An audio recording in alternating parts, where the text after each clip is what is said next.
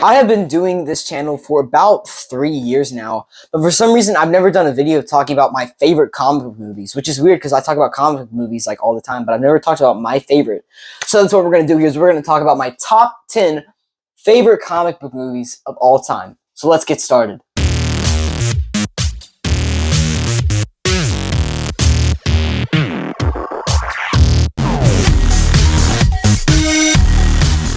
What's going on, everybody? Welcome back to Geek City. Make sure to let me know in the comment section what are some of your favorite comic book movies of all time. Some of this is just personal preference, movies that I enjoy and have a special connection to. Other ones are because they are genuinely just like really good and deserve to be on this list. And before we get started, I want to do two honorable mentions.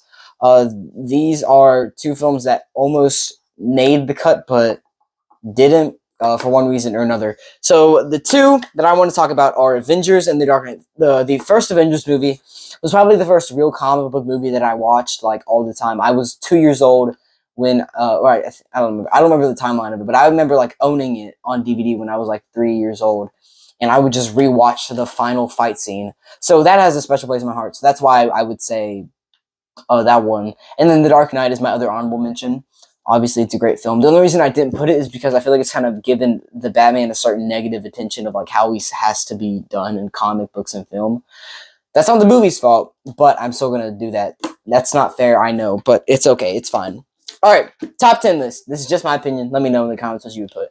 So coming in at number 10, we got Superman the movie, the original comic book movie. Really, like this was the first real big budget comic book film that really, if we didn't have this movie, we wouldn't have any movie on this list if not for this film. We wouldn't have the MCU. We wouldn't have any of these movies if not for this. Christopher Reeves, obviously, icon, one of the best to ever play this role. This film just is always going to have a special place in my heart, especially because of, the importance of it. Like, I remember watching this movie for the first time and being blown away. It's obviously, a little outdated in some ways. It's not the one that I rewatched the most, but it's so iconic. I could not put it on this list. Like, it still holds up to this day as a great film. There are a couple things that maybe hold it back. Like Lex Luthor is kind of outdated. Like, he's just kind of a tycoon, and like it's 70s technology. But all that aside, the story itself is great. Christopher Reeves is fantastic. Being able to switch from Clark Kent to Superman, that was really just. That's why I feel like this movie is so important. It's just, I would feel wrong not putting it on this list. Number 9, I have Zack Snyder's Justice League. I had a ton of problems with a lot of the stuff that went on in the DCU, including some of the stuff that Zack Snyder planned after this movie. But just the original Justice League movie is one of my least favorite movies of all time because it's basically saying, oh, Zack Snyder's daughter passed away, so let's just make the movie more, accessible and just boring. So they got Joss Whedon to fix the movie with scissors and glue, and it's a mess. It's terrible. It's disrespectful to film what they did with that movie, and it was terrible, and they deserved that. And again, I had flaws with Zack Snyder's vision, but the fact that we just got this to exist is just in and of itself incredible. The fact that, he finally got to actually do his vision for the movie. And I really enjoy it. I love it. Could it maybe be shortened a little bit? Yes, but I like a lot of the things that he did in here. Cyborg, and The Flash, and Superman all are actually real characters this time, and not just like, characters with like 12 minutes of screen time. It's epic. It builds out this world, this DC universe by having, a Green Lantern cameo, Martian Manhunter, Darkseid. Great story. Now, I will say after this, we have heard about what he wanted to do in the future by having Batman and Lois get together and causing Superman to turn evil and Batman getting raped in prison and all that stuff. I wasn't a big fan of that, but this movie in and of itself, just the fact that it exists, the fact that we actually got to see the vision is, awesome enough, but the fact that it's also really good. So, next up at number 8, I have Superman 2025. This might be recency bias, but I don't care. I do not care. This movie means the world to me because for the last 15 years of my life, I have seen a certain type of Superman in the comics and in animated shows that I loved, like Justice League Unlimited, stuff like that. That's the Superman that I wanted to see in live action. We didn't get that for 15 years. Well, honestly, more than that, because Superman Returns wasn't exactly comic book Superman either. He's very broken. So for like 20 plus years, there hasn't been that, and we finally got it with this movie. I love James Gunn. I love what he did with this movie. I'm going to talk about this movie a lot more until this year is over. But I mean, just everything about it. It feels like a comic book. You get to see how characters like Guy Gardner. Oh my gosh, Guy Gardner, Hot Girl, Mr. Terrific. I love this iteration of Lois and Lex, and obviously Superman. David Cornsweet's great. I love the action. I love the suit. I love everything about this movie. And now that I've rewatched it multiple times, I just love it even more. It's grown on me even more. And I still get emotional every time I hear that speech about being human, because that James Gunn, that just proved that he understood Superman. He's not supposed to be an alien that looks down and pities us. That's how it kind of felt with the Man of Steel movies, but in this, he is. I would look at him as a human. Next up at 7, we got another James Gunn movie, Guardians of the Galaxy Volume 3. This one I'd be the only James Gunn. There's more James Gunn on this list, but just what a great conclusion. One of the best MCU movies. I would say the best MCU movie to come out since Endgame. Such a beautiful, emotional film. I was tearing up the whole time. You get to learn a lot about the character of Rocket Raccoon. It was brutal to watch. Great send-off. They didn't have to kill anybody off. They were still able to have an emotional send-off without having to feel like they needed to kill off a ton of characters or anything, which is impressive. I love the music in this film. I like a lot of 90s music, so, that's cool to see. I love the, comic accurate suits. A lot of the action in here. Adam Warlock's fun. The villain here is just, a D1 hater, and you got to respect it. James Gunn is good at writing, haters, you know what I mean? Like Lex Luthor and, the High Evolutionary. So overall, such a great emotional send off to these characters. And that final scene where they're all just dancing together one last time with Dog Days Are Over, pulls on my heartstrings, man.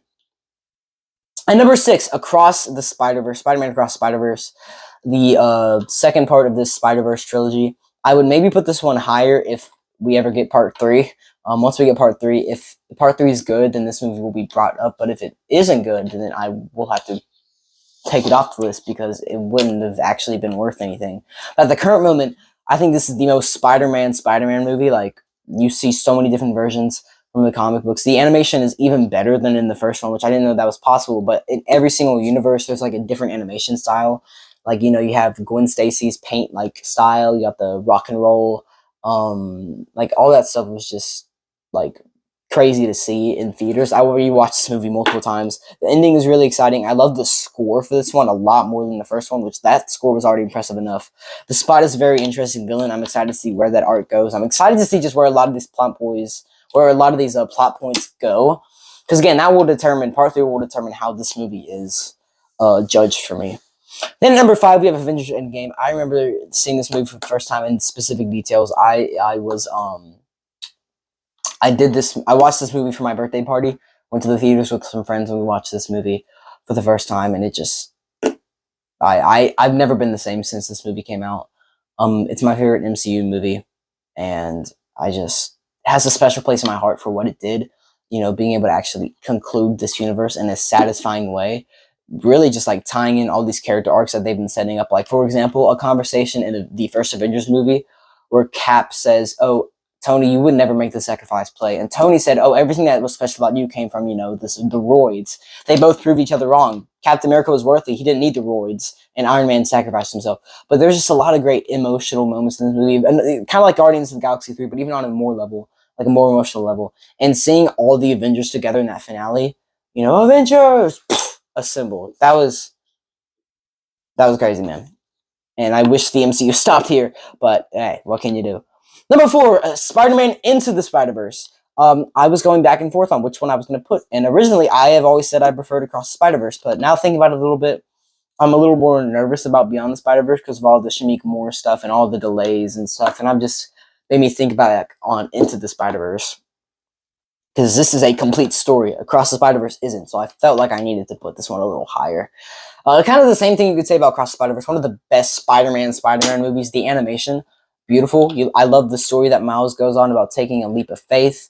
I love the different versions of Spider-Man you get in here, like Nicolas Cage as Spider-Man, Peter Porker.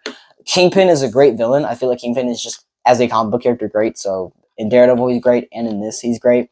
I still remember finding out that our Spider-Man was dead whenever he was killed. I was like, that was crazy, man. So I love this movie a lot. I rewatch it all the time. It's very rewatchable.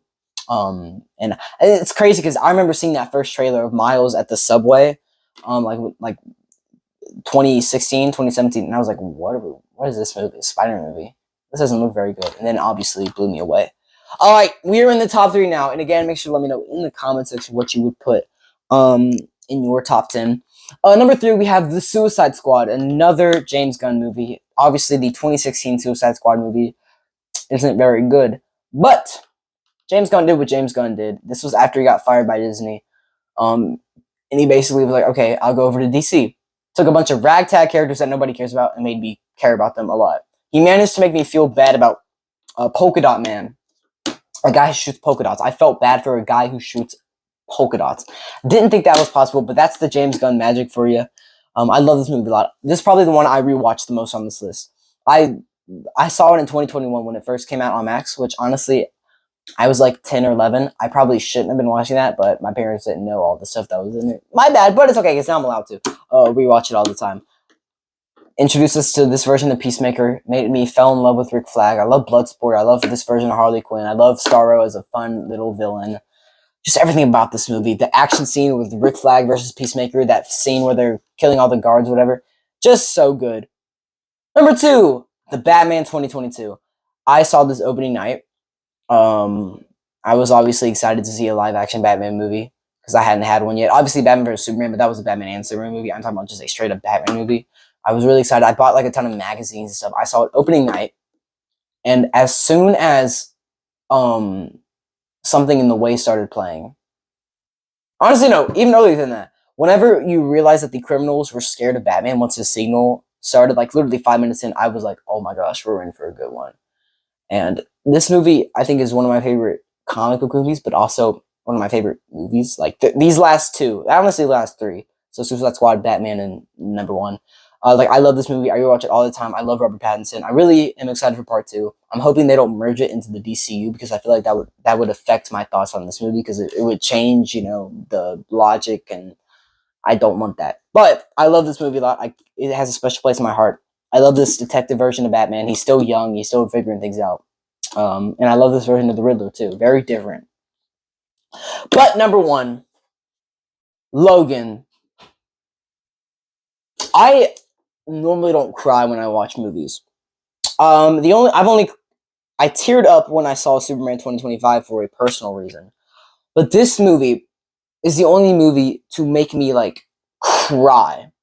Actually cry. Superman 2025, I teared up. This movie made me cry.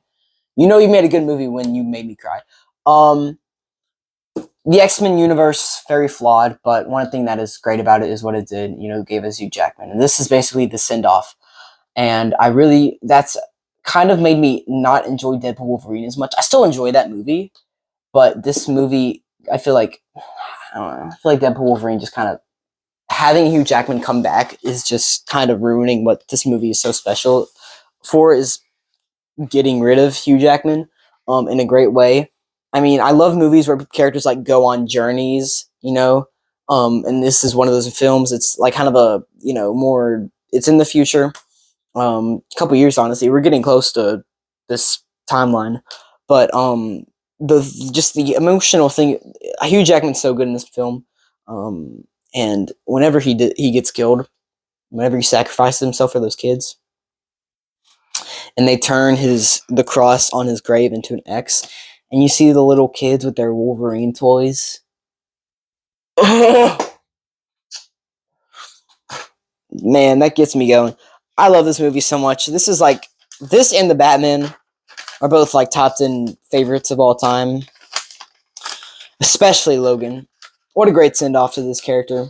I love this movie so much. So good. Brutal too. Freaking brutal. So, that is my list. Make sure to let me know in the comment section what are your 10 favorite comic book movies of all time. Maybe one day I could do a video talking about what I think are the greatest, or I could do a top 10 worst comic book movies. That would be fun, because y'all like being negative, so that could be fun. Hope you guys enjoyed, and as always, stay geeky.